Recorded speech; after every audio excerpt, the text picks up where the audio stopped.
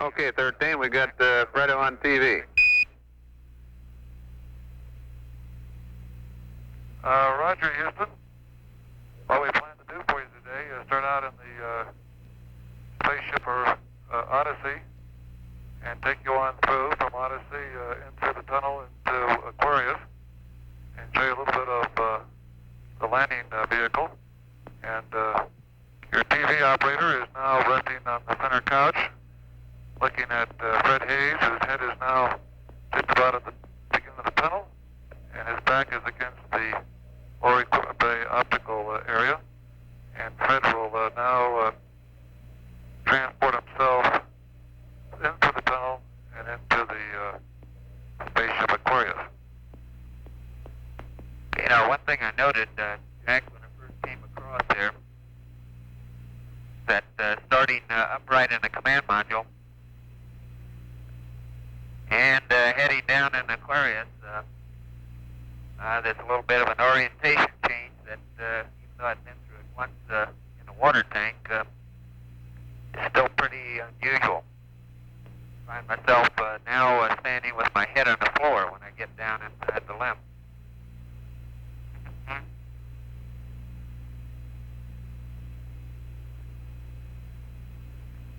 That's a great picture, Jim.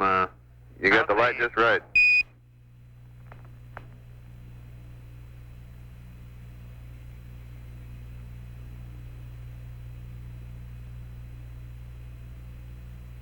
One of the nice things, Jack, particularly for a novice like myself, is the ease of moving around in here. Of course, as you know from working in the command module simulator, it's really quite a boon to have zero gravity as an aid.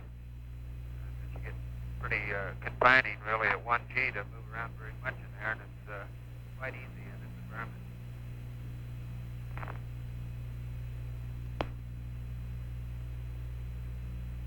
The limb, as you can see, it looked pretty clean. I found a couple of loose washers, about it, and a little plastic cap off the sequence camera had come loose, and I found it lodged over by the ED panel.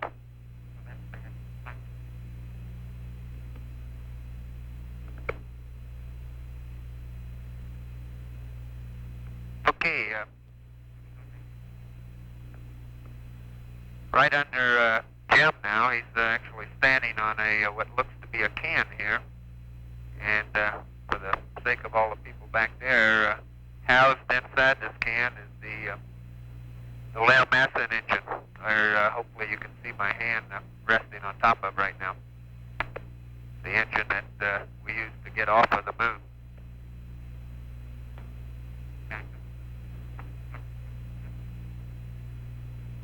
Immediately adjacent to the engine cover here, I have my hand on a white box now, which has been shown before.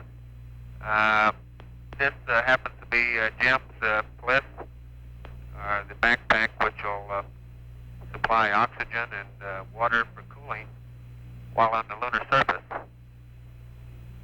This device we hope to make use of for planned 4 hours and possibly up to as much as 5 hours.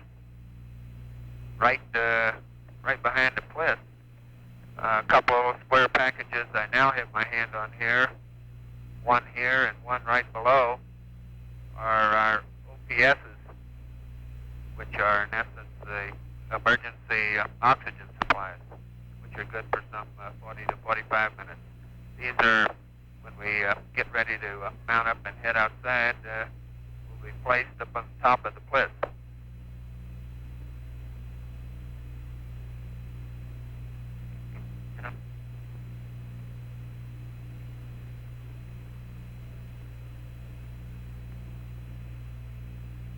The second backpack is mounted down on the limb floor and will position right between the two of us. I have my hand on it at this time. Roger, Fred, we see it. The picture's coming through real good, and your description is good.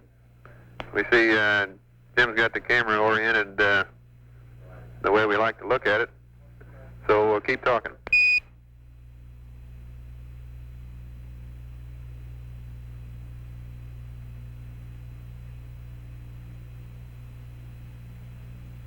okay. I guess everybody is pretty much envisioned the space program as being all a lot of exotic electronics, and certainly a lot of it is. But thought I'd bring out a couple items here in conjunction with the PLIS. After the first DVA, to get a very accurate measurement of the amount of water that's left in the plisses, we're going to make use of this bag I'm showing now to collect the remaining water out of the bliss and see just how much we really did have left. And hopefully on future missions to be able to extend safely the allowable time on these units even a little further. And my other hand, I have the mechanism by which we determine just how much water we really have in this bag.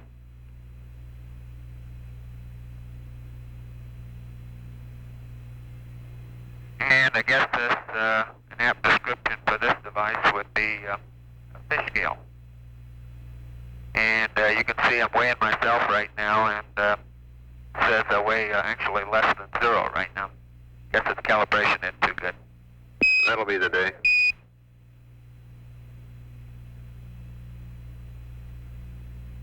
I think even you would weigh 0 here, Jack.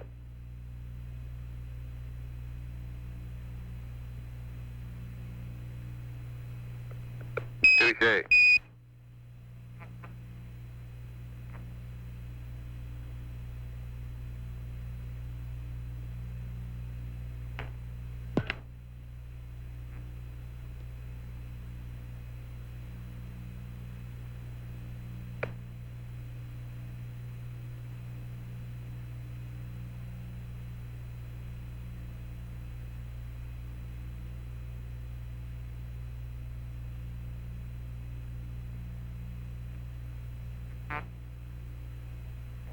Houston, this is Jim.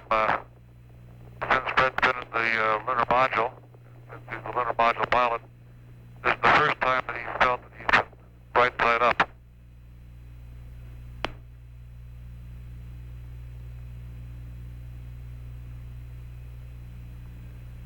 Roger, Jim. I might tell you that we're looking at right now that round bag that's just behind Fred holds our vacuum hose, that when we get back inside the lab we'll hook the vacuum off our suits, and it's resting or it's attached to the hatch which will we will open to go onto the lunar surface and of course to come back in. The hatch which we have come through now is a round hatch which is our docking hatch between Odyssey and Aquarius. Roger, and we see Fred looking in the vacuum cleaner there now. Huh? Okay, what I have out now, Jack, is LEVA, which has also been shown before. It's a head garment for wearing out on the surface. And I'm bringing Jim's out here to show a couple of mods. One problem before is that the cast of characters out on the surface haven't been able to be distinguished apart very well. So not only Jim's suit has some red stripes on it, but as you can see, his LEVA also has a red stripe.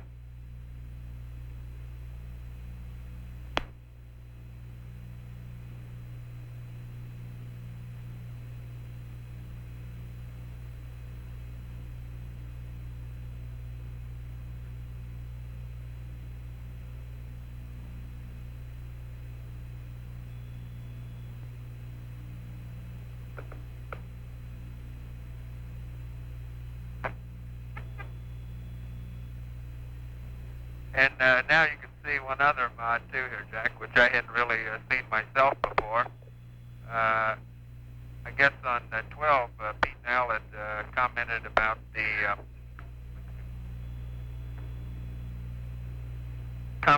having trouble with sunlight in the eyes. So on our LEVAs, they have put on a new center section, which you can pull down and use sort of like a baseball cap. Okay, Jack, who fixed up my LEVA?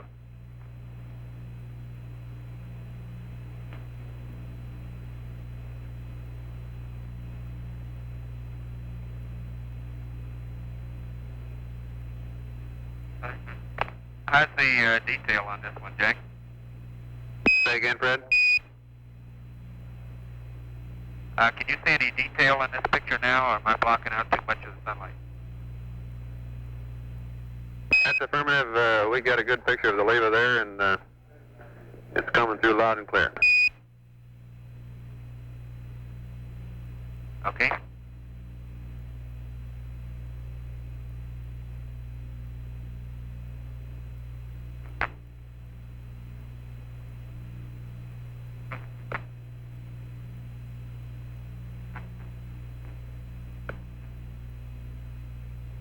Okay, Jack, while Fred's putting away my helmet, you're looking over into Fred's station now.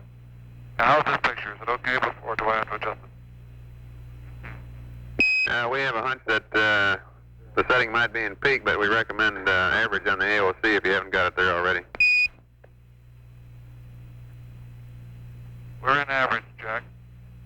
Okay, and we're getting a good picture of the LMP side with the Beta over there.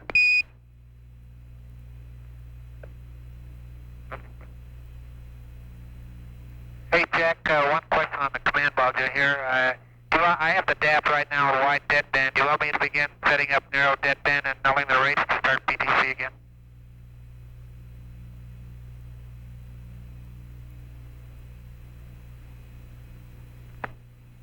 Stand by, Jack.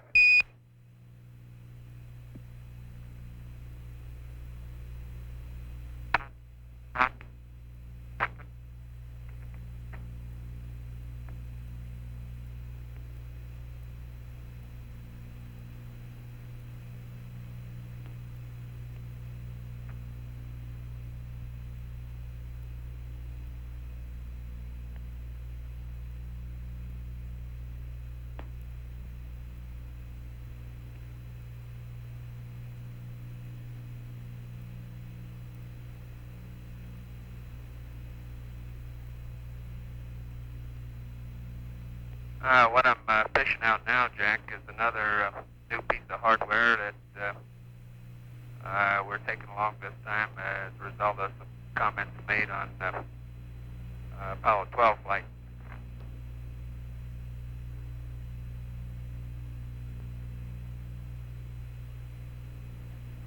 What Fred is opening up is a drink bag that we place inside of our neck ring that will allow us to drink while we're on the lunar surface. Pete and Al did not have that in Apollo 12, and they consequently got very thirsty. But we hope to alleviate that situation by having our own little bag of water, which with very little effort we can have a sip or two while we're looking around and doing our geology work.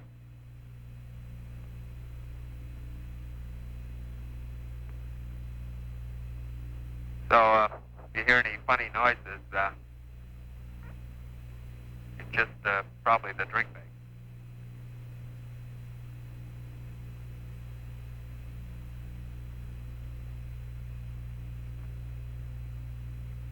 Fred, the bag's empty.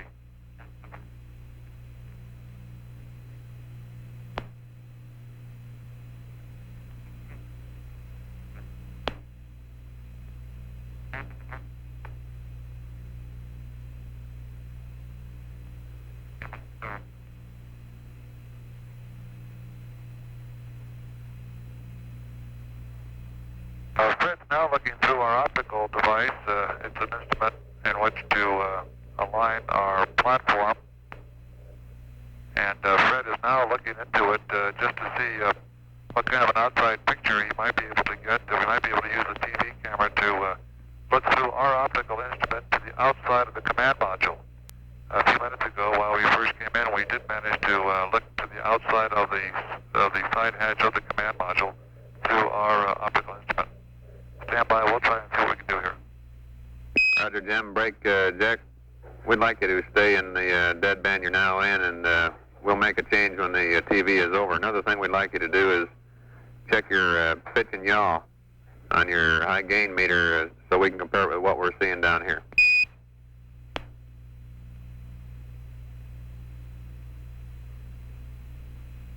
Okay, it's showing about, say, 28 degrees and 267. 20 and 267. 28 and 267.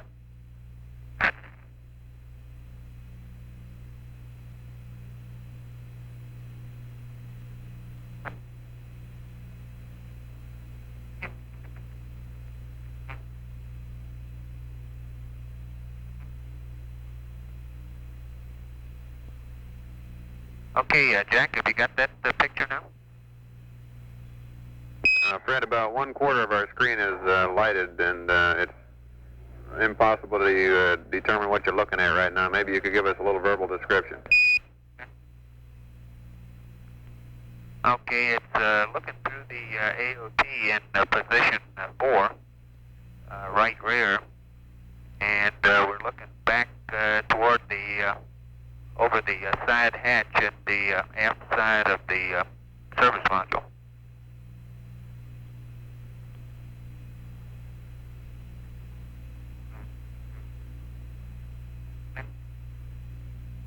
Okay, is it too dark a picture, Jack? You think the f-stop open may help?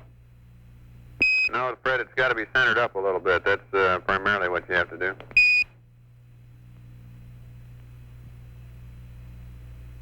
Jack, we can't center it up anymore because the side hatch is only in one part of the AOT. The rest of that blackness you're seeing is really space.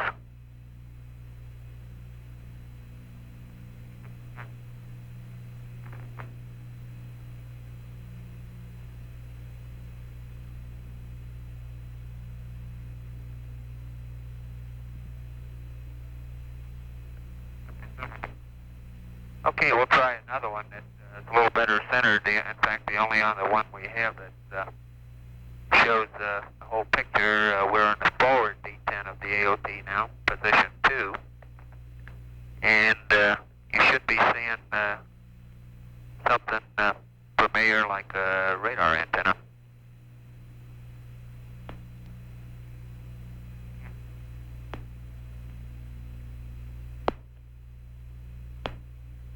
Okay, we see you moving the camera up to the AOT lens, and we got a real good picture now.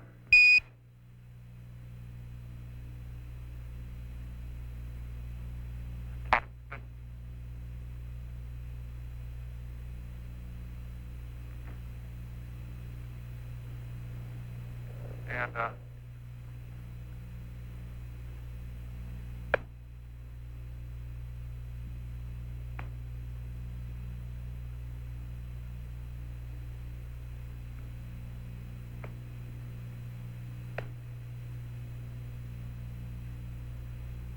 Okay, Jack, I'm looking out the right window now, and not too far off in the distance now, you can see the objective.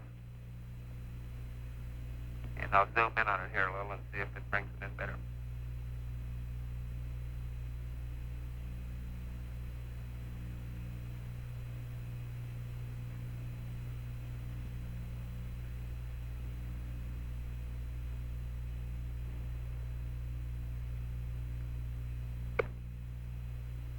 It's actually beginning to look a little bigger now. You can see quite distinctly some of the features with the naked eye.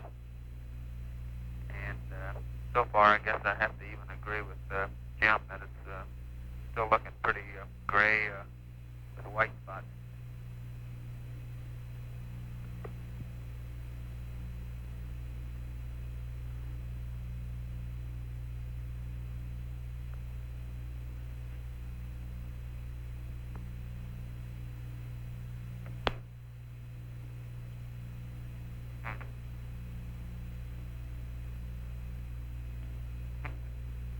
Okay, Fred, we're getting a good picture of your destination there.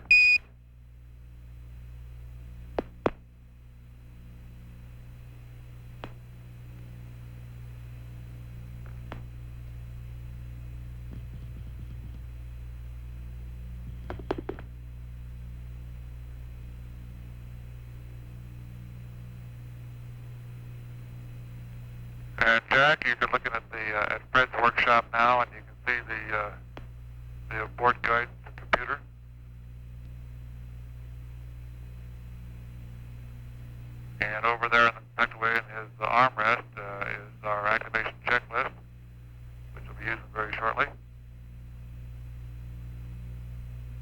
Up at the top of the window, we have our camera already mounted, ready for photograph of the descent.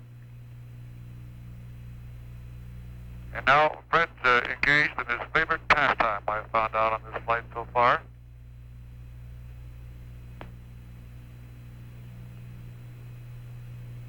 He's not in the food locker, is he?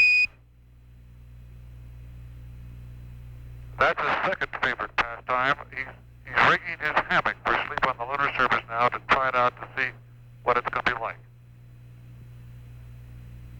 Roger, sleeping and then eating.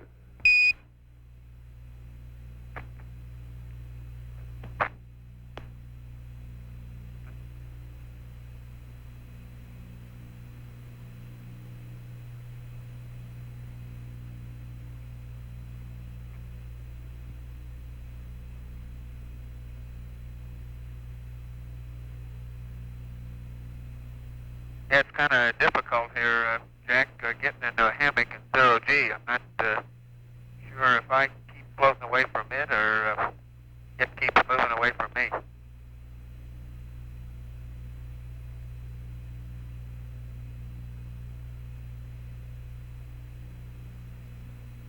If you notice a few things floating around, we've found just about one or two washers occasionally. And for the benefit of those that may wonder where Jim sleeps, it'd be a little difficult to rig his hammock in here right now with the hatch open, but his runs laterally in this direction, fore aft. So he has the upper berth, and I get the lower berth.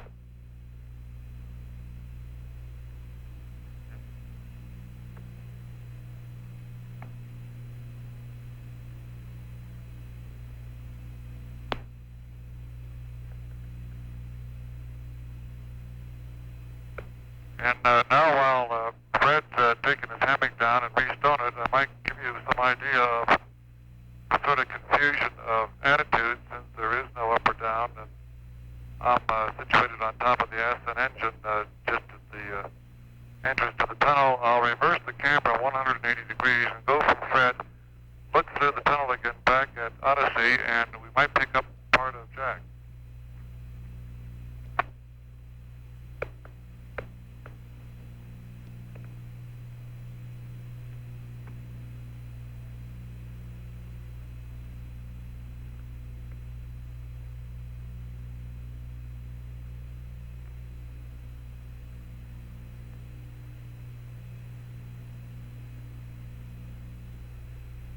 There he is. We see him.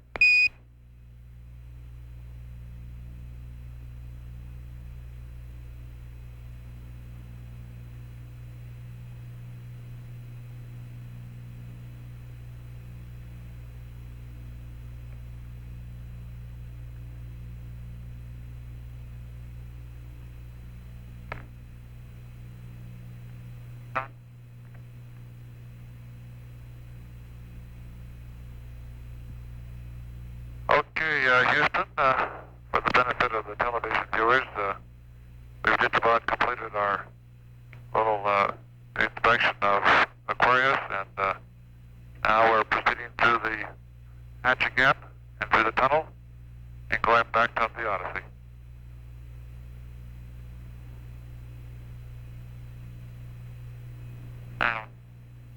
Okay, Jim, it's been a great show so far.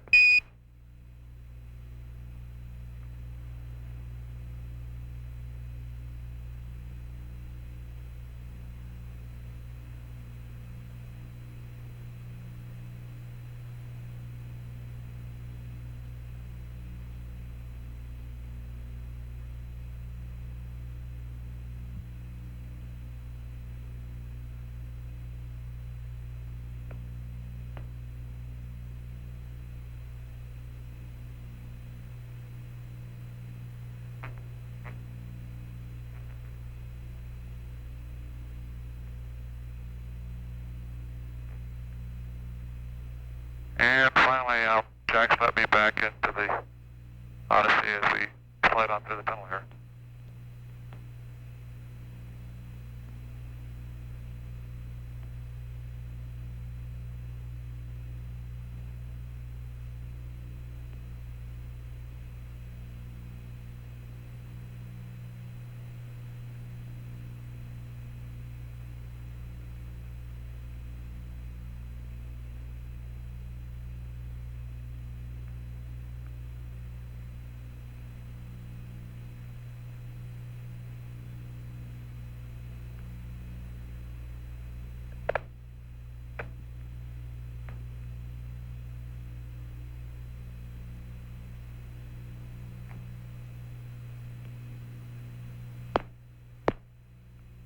Houston 13, are you still on TV?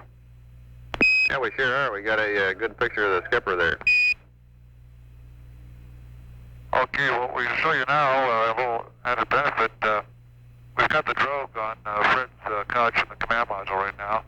We stowed it temporarily while we're checking out the Aquarius. And underneath his couch, we've got the probe stowed. Quite a big cumbersome device. And maybe we'll get a shot of it for you.